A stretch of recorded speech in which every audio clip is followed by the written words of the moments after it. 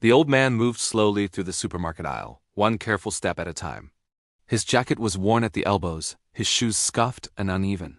He pushed a small cart with only a few items inside, some bread, milk, tea, and a single can of soup. Near the snacks aisle, a group of teenagers were leaning against the shelves, laughing loudly. At first, they paid the old man no attention. Then one of them noticed how long he was taking. "Yo, Grandpa's doing laps!" One boy snickered, another nudged his friend. "Bet he's lost!" "This isn't a museum." They laughed openly now, not bothering to lower their voices. One of them even exaggerated a slow walk, hunching his shoulders and dragging his feet. The others cracked up, filming it for social media. The old man paused. It looked like he might say something. Instead, he just adjusted his grip on the cart and continued on, his expression calm but distant, like he'd learned long ago not to react to noise. A woman nearby frowned but said nothing.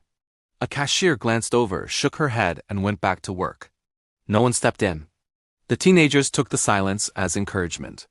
"Hey, sir," one of them called out. "You need help finding the exit?" More laughter followed. The old man stopped again, this time near the checkout lanes. He rested both hands on the cart handle, his shoulders squared. Slowly he turned and looked right at them. His eyes were sharp, clear, in a way that didn't match his tired appearance. "I'm fine," he said quietly. That should have been the end of it. But fueled by their own bravado, they didn't stop. "Chill, Grandpa," another boy said. "We're just joking." Just then, the automatic doors at the front of the store slid open. The entire mood shifted. Two uniformed MPs, members of Parliament security officers, stepped inside, followed by a third. Their posture was rigid, their eyes alert. Shoppers noticed immediately. Conversations died down. The teens fell silent, suddenly aware that attention had shifted away from their performance. The MPs scanned the store, their eyes moving with trained precision. Then, almost in unison, they spotted the old man. Something completely unexpected happened. All three MPs stopped walking. They straightened their backs and snapped to attention. The sound of their boots clicking together echoed faintly across the floor. One of them raised his hand in a crisp salute. "Good afternoon, sir," he said, his voice steady and respectful. The entire store froze. The old man turned fully toward them. His own posture changed. His shoulders lifted, his spine straightened. He returned the salute, slower than the MPs but just as precise. "At ease," he said calmly. The MPs relaxed slightly but remained at a respectful distance. One stepped forward.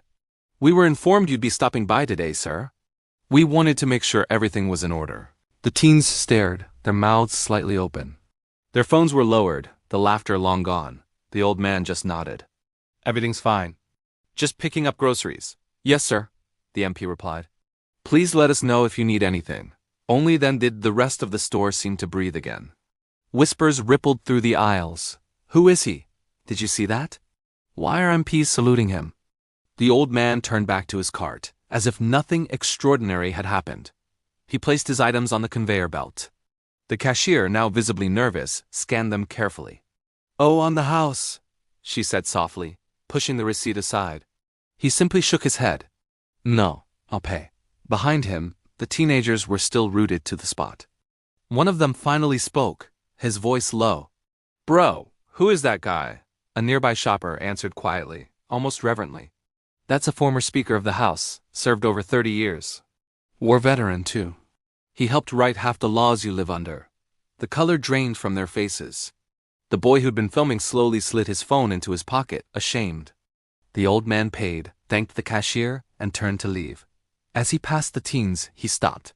They stiffened, bracing for a lecture. Instead, he looked at them with calm, almost gentle eyes. "Someday," he said, "you'll be old too. And you'll hope the world learned a little kindness before then. No shouting. No insults. Just the simple truth." He walked out through the automatic doors. Outside, the MPs fell in step behind him, not guarding him, but simply accompanying a man they deeply respected. Inside the store, the teenagers stood in silence. For the first time all afternoon, no one was laughing. Thank you for watching. Remember to like this video and subscribe to our channel for more stories like this one.